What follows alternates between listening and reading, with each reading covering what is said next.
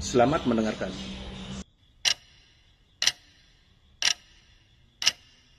Mengapa Israel ini ingin betul mengambil Palestina ini? Apa yang ada di Palestina? Apakah di Palestina itu ada emas? Apakah di Palestina itu ada perak? Mengapa mereka bersemangat betul ingin mengambil Palestina ini? Pada tahun 2007, Al-Faqir Abdul Samad, saya menterjemah satu buku berbahasa Arab, judulnya Tarikh Ad-Diyanah Al-Yahudiyah, ditulis oleh seorang ulama daripada Al-Iskandariyah, Mesir. Di situ dia bagi satu jawaban. Kenapa orang Israel itu amat sangat menginginkan Palestina? Rupanya ada seorang bernama Israel. Israel maknanya dua. Isra abdun. El bahasa Hebrew language, bahasa Ibrani. El artinya Tuhan. Israel artinya hamba Tuhan. Tapi mereka punya makna yang kedua. Israel artinya al-musari' lillah. Al-musari' lillah, orang yang bergulat, orang yang mengalahkan Tuhan. Rupanya Tuhan pernah kalah. Dan ketika Tuhan kalah, lalu Tuhan memberikan hadiah satu petak tanah. Dan tanah itu adalah tanah Palestina menurut mereka. Jadi mereka meyakini bahwa ketika Tuhan dikalahkan oleh Israel, maka hadiahnya adalah bumi Palestina. Itulah kenapa mereka amat sangat ingin mengambil tanah itu. Tapi kita pula, Palestina bagi kita adalah hijrahnya Nabi Muhammad sallallahu alaihi wasallam yang dituliskan dalam Al-Qur'an. A'udzubillahi minasyaitonirrajim. Subhanalladzi asra bi'abdihi lailan minal masjidil haram ilal masjidil aqsa alladzi barakna haulah. Dulu semasa belajar di Al-Azhar ada satu subjek namanya Al-Milal wan Nihal. Al-Milal maknanya aliran-aliran keagamaan, wan Nihal agama-agama. Maka salah satu aliran itu disebut dengan Zion. Zion adalah nama satu bukit yang ada di Palestina. Lalu mereka mengambil nama ini sebagai satu gerakan dunia. Dalam bahasa Arabnya disebut dengan As-Sahyuniyah atau Zionis. Mereka ingin mengembalikan Yahudi ke Palestina. Apa yang membuat mereka ingin? Rupa-rupanya mereka meyakini bahwa mereka menunggu-nunggu seorang lelaki. Lelaki itu bernama Mesyah. Dalam bahasa mereka sebut dengan Mesyah. Dalam bahasa Arabnya adalah Al-Masih. Al-Masih diambil dari kata masaha. Masaha artinya disapu. Kita dalam wudhu ada menyapu. Idza qumtum ila shalah, kalau kamu ingin sembahyang, faghsilu wujuhakum, muka dibasuh, wa aydiyakum ilal marafiq, tangan pun dibasuh hingga ke siku, tapi kepala dengan telinga tidak dibasuh. Kepala dengan telinga disapu. Wamsahu biru'usikum, disapu. Jadi kenapa dia dikatakan Al-Masih? Kerana dua. Pertama, waktu lahirnya badannya disapu dengan minyak. Yang kedua, setelah dia besar, bila dia tengok orang lumpuh, dia sapu. Orang yang lumpuh boleh tegak berdiri. Bila nampak orang buta, dia sapu. Orang buta boleh menengok. Bila nampak orang mati, dia sapu. Dan orang mati pun boleh tegak berdiri. Dia tunjuk tanah, ya ard umbuti, wahai tanah tumbuh tanaman. Dia tunjuk langit, ya sama imtiri, turunkan hujan. Dia tunjuk orang mati, ya mayyit qum, orang mati tegak berdiri. Maka dia disebut dengan Al-Masih. Tapi Al-Masih ini ada yang original. Itulah dia Al-Masih Isa anak Maryam alaihi salam. Tapi ada Al-Masih satu lagi, macam Isa. Orang Arab bila ada mangkuk, mereka sebut dengan wi'a.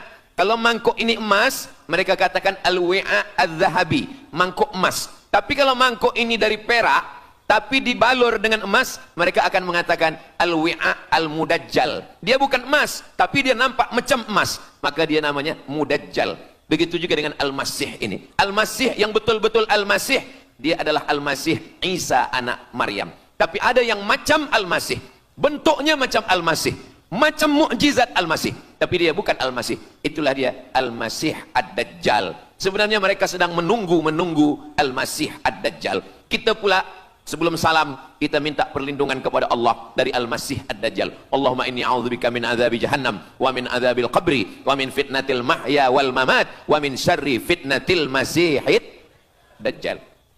Kita minta tolong pada Allah supaya jauh daripada Dajjal. Mereka menunggu-nunggu Dajjal. Kenapa mereka ingin menunggu Dajjal? Sebab menurut mereka, bila Al-Masih Dajjal ini datang, maka nanti kambing akan berdamai dengan serigala. semua akan hidup tenang dan mereka akan menjadi penguasa dunia. Selain daripada Yahudi Israel adalah ghaim. Ghaim adalah keledai tunggangan. Jadi sebenarnya sesiapa saja pun yang bukan Yahudi, dia hanya akan menjadi keledai. Dan mereka ini adalah agama yang juga sebagai suku bangsa, yang juga sebagai sebuah negeri. Kita Islam, agama kita, tapi bangsa kita Melayu. Dan kita tinggal duduk, ada Melayu di Sumatera, ada Melayu di Semenanjung, ada Melayu di Kalimantan, Borneo. Melayu tersebar di beberapa negara. Tapi Yahudi tiga. Yahudi sebagai agama, Yahudi sebagai bangsa, Yahudi sebagai negeri. Mereka ingin mewujudkan ketiga-tiga ini menjadi satu. Kami bangsa Yahudi, kami agama Yahudi, dan kami punya negeri Yahudi. Itulah keinginan mereka. Maka mereka sedang menantikan raja mereka. Raja mereka adalah Al-Masih Ad-Dajjal. Dan Al-Masih Ad-Dajjal ini akan turun kalau syarat-syarat ini mereka penuhi. Kata Syekh Fargallah dalam subjek Al-Milal wan Nihal. Maka yang pertama diminta oleh Al-Masih Ad-Dajjal ini adalah semua Yahudi kembali kepada bumi Israel. Mereka mengatakan itu bumi punya dia dan semua akan kembali. Rupa-rupanya mereka tiada punya negeri. Sama macam nasib orang Kurdi. Kurdi ada di Turki, Kurdi ada di Irak, Kurdi ada di beberapa belahan bumi. Syekh Amin Al-Kurdi, mursyid tarekat Naqsabandiyah di Mesir, orang Kurdi, tapi duduk di Mesir. Syekh Muhammad Said Ramadan Al-Buti, orang Kurdi, tapi duduk di Suriah. Salahuddin Al-Ayyubi, orang Kurdi, tapi dia raja di Mesir. Mereka pun di seluruh dunia ada, tapi mereka tak ada punya negeri. Maka mereka ingin mengambil Palestina, mereka ingin kembali ke negeri yang menurut mereka inilah adalah hadiah daripada Tuhan, kerana Tuhan kalah bertembung, bertarung dengan nenek moyang mereka bernama Israel menurut hikayat mereka. Yang ini semuanya adalah asatirul awalin, hanya dongeng-dongeng nenek moyang mereka zaman silam. Lalu kemudian datanglah Theodor Herzl menghadap kepada Sultan Abdul Hamid, Sultan Turki. Mereka ingin membayar dengan ratusan keping emas. Apa kata Sultan Abdul Hamid? Dulu Palestina itu diambil dengan darah dan nyawa, maka saya tidak akan memberikannya dengan emas.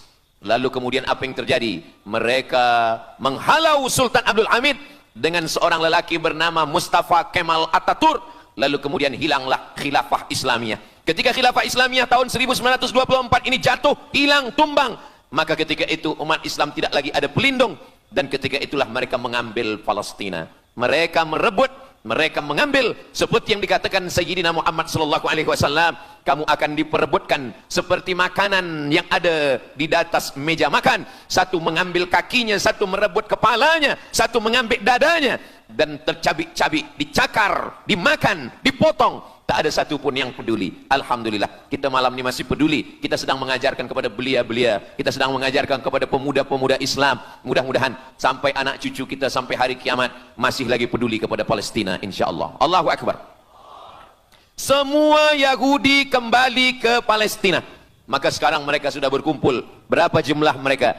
9 juta Yahudi sudah berada di Palestina. Itu syarat supaya Al-Masih itu turun. Sebab Al-Masih tidak mahu turun kalau Yahudi-Yahudi ini tidak kembali ke Palestina menurut mereka. Maka Yahudi dari Rusia kembali, Yahudi yang ada dari Amerika kembali semuanya. Dari mulai tahun 1946 sampailah hari ini 2025, tahun hadapan 2026, 80 tahun lamanya mereka sudah berkumpul menunggu kedatangan Al-Masih dengan cara berkumpul. Dan mereka yang datang ini hanya keturunan Yahudi dari puak ibunya saja.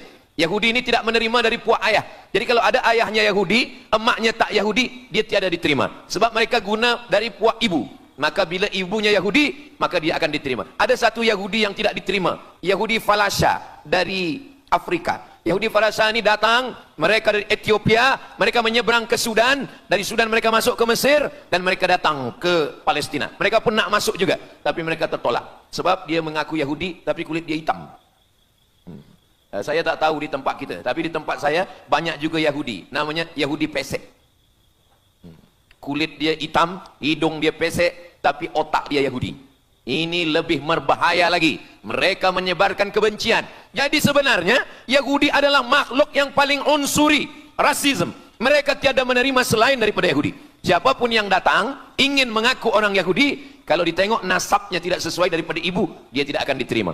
Sedarlah wahai orang yang membela-bela Yahudi, wahai orang yang membela Yahudi, kalau kamu bukan Yahudi maka kamu tidak akan diterima, kerana Yahudi adalah agama, Yahudi adalah bangsa, dan Yahudi adalah negeri. Mereka ingin mewujudkan ini. Maka berdatanganlah Yahudi beramai-ramai, lalu mereka pun turun ke Palestina. Sampai hari ini mereka terus berdatangan.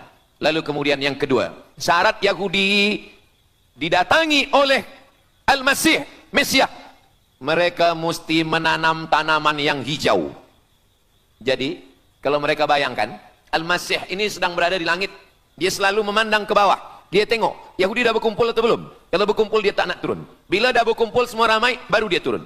Dah berkumpul 5 juta, dia belum juga turun. Dah berkumpul 9 juta, dia belum juga turun. Rupanya yang kedua, dia ingin supaya tanah Palestina itu hijau. Bila nanti dah hijau semua, baru dia turun. Dan tanaman yang hijau itu pun dia yang memilihkan tanamannya. Tanamannya adalah yang disebutkan Nabi 14 abad silam, Syajaratul Gharqad. Nanti semua akan membela umat Islam. Sampai-sampai batu berkata, apa kata batu? Ya abdallah, wahai hamba Allah, hadza Yahudi khalfi, ini di belakang saya ada Yahudi, faktulhu, bunuhlah dia.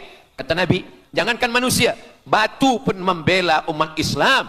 Batu akan berkata, ya abdallah, wahai hamba Allah, hadza Yahudi, ini di belakang saya ada Yahudi, faktulhu, bunuh dia. Tapi ada satu yang membela mereka. Siapa dia? Syajaratul Gharqad, pokok kayu Gharqad. Allah menunjukkan sampai hari ini mereka menanam pokok Gharqad ini. Saya belajar ke Mesir tahun 1998. Musim panas tahun 1999, saya pergi ke satu kawasan bernama Aris. Selepas itu pergi ke sebuah kota, kota ini bernama Rafah. Rafah ini dibagi dua, setengah diambil oleh Yahudi, setengah lagi diambil oleh Mesir. Dari sempadan ini kita boleh menengok hijau. Lalu saya pun bertanya kepada ulama yang mendampingi kami, Tuan Syekh, itu pokok apa yang hijau? Kata Syekh, itulah pokok yang disebutkan Nabi Muhammad sallallahu alaihi wasallam. Pokok itu bernama Syajaratul Gharqad, dan mereka memang menanam pokok itu sekarang. Supaya apa? Supaya Al-Masih menengok dari atas, bila dia tengok dah hijau, dia pun akan turun menurut keyakinan Yahudi. Yahudi sudah berkumpul 9 juta orang. Pokok Gharqad sudah ditanam, sudah. Ada lagi, apa dia? Mesti menghancurkan Babilonia. Babilonia adalah raja yang dulu menghancurkan kerajaan Yahudi. Nama rajanya Nebukadnezar. Nebukadnezar dari Babilonia menghancurkan kerajaan Yahudi. Maka Yahudi ini pendendam. Orang yang paling dendam di atas dunia ini adalah Yahudi. Nebukadnezar sudah lama musnah. Tapi dendam mereka kepada Irak sampai hari ini. Babilonia itu adalah Irak. Maka siapapun yang menjadi penguasa, pasti mereka akan perintahkan untuk menghantam Irak. Dari mula George Bush sampailah sekarang, Irak selalu dihantam. Dituduh bahwa Irak ada punya senjata membunuh manusia. Mereka katakan bahwa Saddam Hussein ini ada memiliki senjata yang boleh menghancurkan peradaban manusia. Akhirnya mereka membunuh Saddam Hussein. Apa yang terjadi? Sampai hari ini Saddam Hussein tiada memiliki apapun untuk menghancurkan umat manusia. Jadi sebenarnya adalah ini agenda daripada Yahudi. Mereka ingin menghancurkan Babilonia, dan Babilonia itu adalah Irak pada zaman modern sekarang ini. Setiap penguasa-penguasa pasti menghancurkan Irak, sebab mereka amat sangat benci dan dendam kesumat kepada Irak. Ada buku judulnya Al-Yahud fi Masr, orang Yahudi di Mesir. Lalu kemudian seorang jenderal Yahudi bernama Musa Dayan. Musa Dayan buta matanya sebelah. Lalu Musa Dayan ini meminta kepada Presiden Prancis bernama De Gaulle. Lalu De Gaulle pun menelpon Presiden Mesir bernama Anwar Sadat. Bukunya ada, saya simpan di rumah. Dia katakan bahwa kepada Anwar Sadat, wahai Tuan Presiden Anwar Sadat, ini mami yang ada di Museum Mesir Kaherah itu sedang sakit. Jadi untuk menyehatkannya mesti dibawa ke Prancis, ke Paris. Lalu disediakanlah pesawat terbang untuk membawa mami ini. Dulu saya pernah dengar tazkirah Ustaz Azhar Idrus, jangan anak panggil mak mami, sebab mami itu inilah mami Fir'aun. Mami return. Ini mami ini sakit, maka dia mesti disehatkan, ada bakteri, maka dia mesti disehatkan, dibawa ke Paris, Prancis. Akhirnya diterbangkan pada masa Presiden Anwar Sadat. Dibawa ke hospital, sampai di hospital, rupa-rupanya Jenderal Musa Dayan yang buta sebelah sudah menunggu mami. Begitu mami Ramses II, Fir'aun sampai, dia terus meninju muka mami itu. Kenapa? Sebab dia dendam. Inilah yang dulu menghalau nenek moyang dia dari Mesir. Gila. Yahudi ini adalah orang-orang yang gila. Sampai hari ini mereka punya dendam yang tak berkesudahan. Sampai mami yang sudah menjadi kering, kita pun menengoknya biasa-biasa saja. Tapi Musa Dayan melampiaskan dendam kesumat dia sampai pada masa Presiden Anwar Sadat, yang akhirnya Anwar Sadat pun mati terbunuh ditembak oleh Khalid Islambuli. Begitulah Allah Subhanahu wa taala menceritakan saksi sejarah supaya umat Islam faham bagaimana pikiran, bagaimana sakit jiwanya orang-orang Yahudi. Mereka sudah berkumpul di Palestina 9 juta. Tanam-tanaman hijau sudah ditanam. Irak sudah dihantam. Hancur lebur Irak. Apa lagi yang mereka lakukan? Tanah Palestina mesti merah. Tanah Palestina tidak boleh hitam. Tanah Palestina mesti merah. Apa yang membuat tanah Palestina merah? Merah kerana darah budak-budak, anak-anak yang tak berdosa dari Palestina. Jadi kalau ada orang yang hari ini terheran-heran, mengapa mereka membunuh budak kecil? Mengapa mereka menjatuhkan bom untuk menghancurkan rumah, membunuh perempuan yang hamil tiada berdosa? Tapi bila orang faham, dia mengerti, sesungguhnya mereka ingin supaya darah anak-anak yang tiada berdosa itu tumpah. Kalau darah itu sudah tumpah, disitulah mereka menantikan supaya Al-Masih, Mesiah itu turun membela. Sebab itu adalah raja di raja mereka. Apa yang terjadi sebenarnya hari ini? Yang terjadi sebenarnya adalah mereka membangun, membina sebuah kerajaan dari khayal, dari fikiran gila. Maka ada seorang yang tidak percaya kepada Allah. Dia atheist, dia tak percaya kepada Tuhan. Namanya Roger Jaroudi. Tapi akhirnya dia dapat hidayah. Dia masuk Islam. Selepas masuk Islam, dia tulis buku bahwa Israel, Yahudi mendirikan negara berdasarkan mitologi, berdasarkan khurafat, berdasarkan kisah-kisah bohong, dusta. Tapi mereka percaya dengan dusta itu. Lalu kemudian Roger Jaroudi ditangkap oleh pemerintah Prancis, dimasukkan ke dalam penjara. Bukunya diterjemahkan ke dalam bahasa Arab, diterjemahkan ke dalam bahasa Melayu. Roger Jaroudi, bagaimana orang Yahudi Israel membina kerajaan negara berdasarkan khayal, berdasarkan tipu, berdasarkan dusta, berdasarkan mitologi, berdasarkan asatirul awalin, dongeng-dongeng daripada nenek moyang mereka dulu. Lalu kemudian hari ini kita sudah menengok darah itu sudah tumpah merata-rata di tanah Palestina. Kenapa Al-Masih, Mesiah belum juga turun? Kenapa belum datang juga Mesiah yang mereka tunggu itu? Rupanya ada syarat lagi yang belum. Apa dia? Mereka mesti membina satu yang disebut dengan Haikal Sulaiman, Temple of King Solomon. Mereka meyakini bahwa raja mereka adalah Solomon, dan dia ada sebuah kuil yang mereka sebut, mereka tulis bukunya, Temple of King Solomon. Di mana letaknya? Letaknya adalah di atas Al-Masjidil Aqsa. Mereka ingin menghancurkan Al-Masjidil Aqsa, diratakan dengan tanah. Nanti mereka akan bina Temple of King Solomon. Selepas itu mereka siapkan satu kerusi singgasana. Selepas itu nanti barulah turun Al-Masih, Mesiah yang dijanjikan menurut mereka. Yang semuanya ini adalah dusta, bohong, tipu daripada Zionis, kerana mereka ingin menguasai dan mereka ingin membuat sebuah negara yang sangat besar, yang negara itu disebut dengan The Great Israelian, Israel Raya. Dia dari 2 sungai.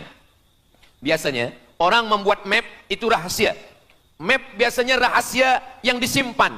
Tapi orang Yahudi Israel, mereka buatkan mapnya di dalam bendera mereka. Kita membuat sesuatu yang rahasia kita simpan, tapi mereka membuat satu garis biru di atas, satu lagi garis biru di bawah. Yang di atas itu adalah sungai Nil di atas, dan yang di bawah itu adalah sungai Efrat. Sungai Nil di atas, Afrika Utara, Mesir. Sungai Efrat di bawah, sungai Efrat ada di Irak. Lalu di tengah itu ada bintang segi 6. Apa maknanya? Mereka ingin membina sebuah kerajaan yang luasnya dari Nil hingga ke Efrat. Itulah kenapa ketika mereka membuka embasi di Kairo, ketika Israel membina embasi di Kairo, ini sungai Nil, ini bagian atas, ini bagian bawah. Kerajaan Mesir membagi embasi Israel tanah di bawah sungai Nil. Mereka tidak mau. Mereka ingin membina embasi di atas Sungai Nil. Kenapa mereka tidak mau membina embasi di bawah Sungai Nil? Karena menurut mereka di bawah Sungai Nil adalah negeri kami.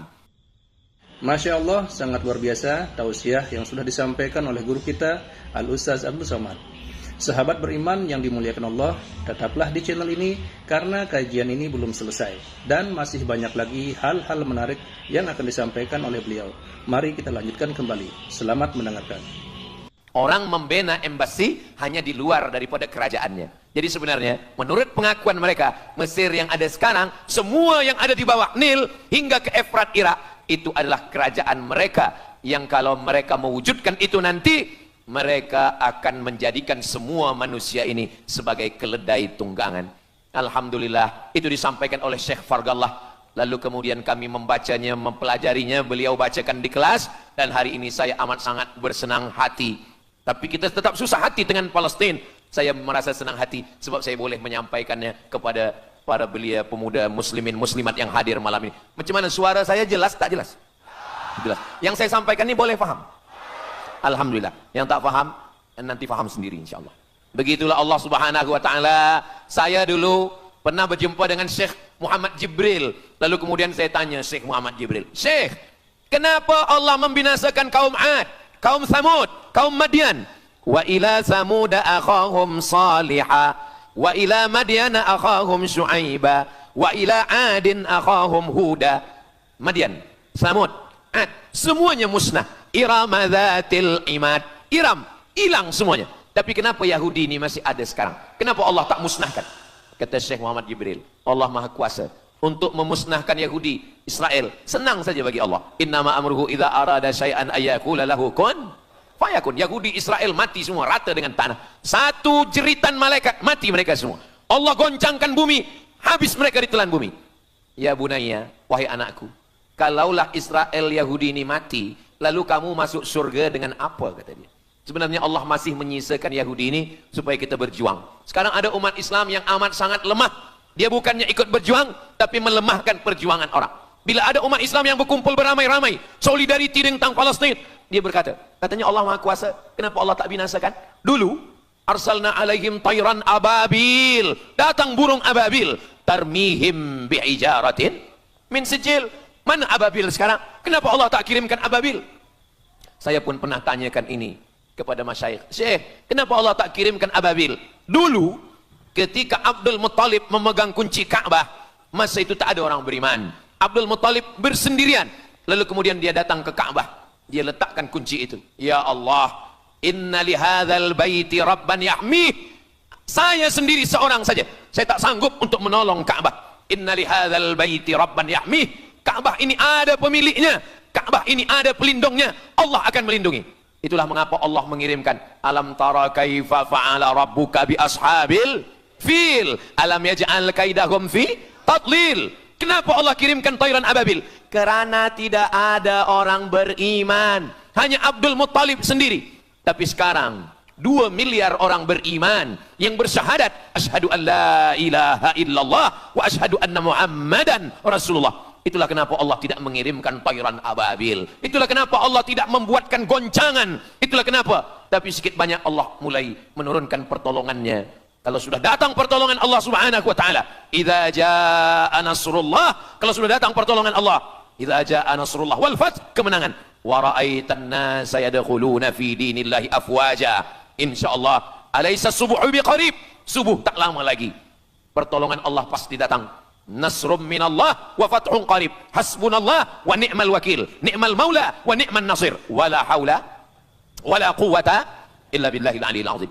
Kalau kita seorang cikgu, kalau kita seorang ulama, sampaikanlah kepada umat.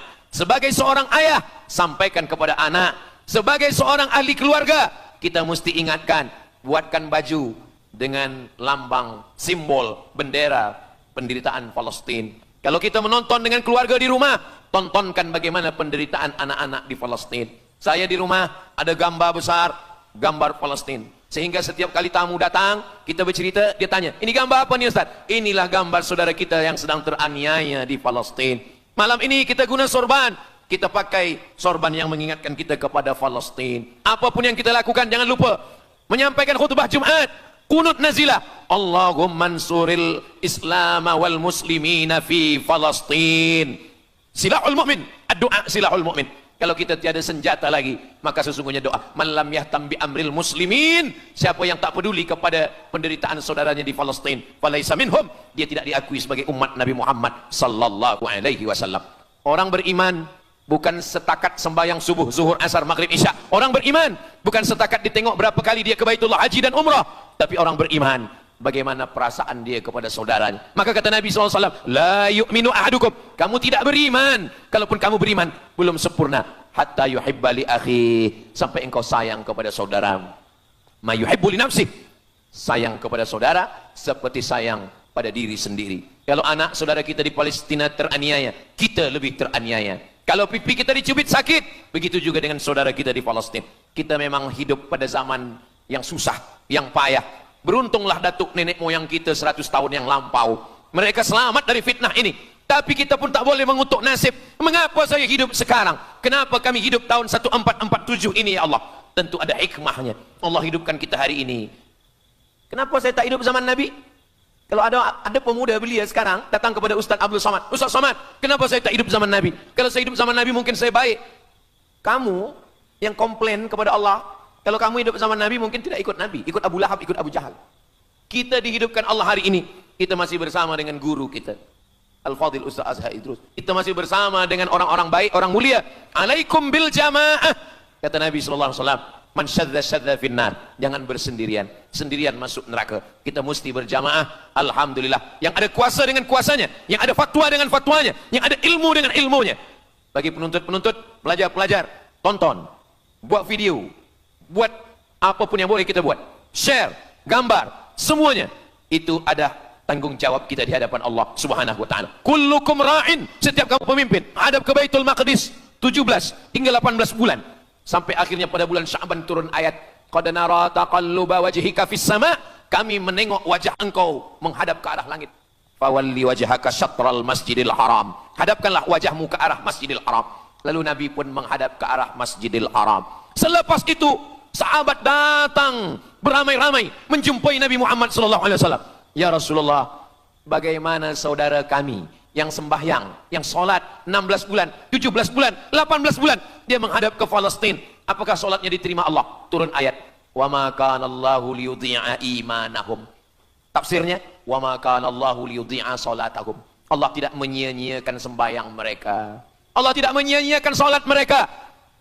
Sembahyang mereka yang dulu menghadap ke Baitul Maqdis diterima Allah atau tidak, itu yang mereka cemaskan, itu yang mereka khawatirkan. Sembahyang yang 18 bulan itu yang mereka takutkan. Bagaimana kita sekarang? Bagaimana sembahyang saudara kita? Bagaimana puasa mereka? Bagaimana musim sejuk? Mereka sejuk. Bagaimana mereka tak boleh makan, tak boleh minum? Kalau kita sudah berbuat di luar kemampuan kita, kita tidak akan dituntut di hadapan Allah. La yukallifullahu nafsan illa wus'aha. Mudah-mudahan apa yang kita lakukan malam ini, kita bangkitkan semangat jamaah. Selemah-lemahnya adalah doa. Selemah-lemah kekuatan orang beriman adalah melafazkan doa kepada Allah supaya Allah memberikan pertolongan. Tak ada yang susah bagi Allah Subhanahu wa taala. Itulah yang boleh Al-Fakir sampaikan pada malam hari ini, solidariti kita tentang Palestina. Mudah-mudahan ada manfaatnya. Banyak cakap kata yang tak berkenan di hati, menyinggung perasaan, saya memohon maaf beribu-ribu maaf. Mudah-mudahan yang kita lakukan malam ini diridhoi Allah Subhanahu wa taala dan boleh kita bawa bekal menghadap Allah. Bila kita mati ditanya oleh Allah, inilah jawaban kita. Kami sudah berkumpul, kami sudah bangkitkan semangat, kami sudah berdoa, kami sudah menjelaskan bagaimana jahatnya Yahudi di Palestina. Akhirnya saya tutup dengan pantun penutup, menangkap puyuh di Bukit Selasih. Thank you dan terima kasih. Aku qauli hadza astaghfirullah li wa lakum. Allahu akbar. Allahu akbar. Allahu akbar. Sallu ala Nabi Muhammad. Allahumma salli ala Sayyidina Muhammad wa ala ali Sayyidina Muhammad. Terima kasih segala perhatian. Mohon maaf segala kesilapan dan kekhilafan. Wassalamualaikum warahmatullahi wabarakatuh. Alhamdulillahirrabbilalamin. Demikianlah tausiah yang sangat luar biasa yang sudah kita dengarkan bersama dari guru kita Al-Ustaz Abdul Somad. Tentunya banyak sekali ilmu, hikmah dan manfaat yang bisa kita jadikan pelajaran dalam kehidupan kita sehari-hari. Sahabat beriman yang dimuliakan Allah, mari kita doakan guru kita, semoga beliau selalu diberikan kesehatan dan dimudahkan segala urusannya. Dan buat sahabat semua yang sudah setia menyimak video ini sampai selesai, saya ucapkan terima kasih banyak. Semoga Allah Subhanahu wa Ta'ala senantiasa selalu melimpahkan segala rahmat dan karunia-Nya kepada sahabat semua. Selalu diberikan kesehatan, dimudahkan segala urusannya, dan dilancarkan rezekinya. Amin ya Rabbal Alamin. Demikian yang dapat saya bagikan, kurang lebihnya mohon maaf. Sampai bertemu lagi di video berikutnya. Wassalamualaikum warahmatullahi wabarakatuh. Setelah kita mendengarkan bersama tausiah yang sangat luar biasa dari guru kita Al-Ustaz Abdul Somad, sekarang mari kita lanjutkan aktivitas kita masing-masing. Semoga apa yang sudah disampaikan oleh beliau bisa menjadi ilmu yang bermanfaat dalam kehidupan kita sehari-hari. Selamat beraktivitas buat sahabat semua dan sukses selalu. Sampai bertemu lagi di video Ar-Razzaq 313 berikutnya. Wabillahi taufiq wal hidayah. Wassalamualaikum warahmatullahi wabarakatuh.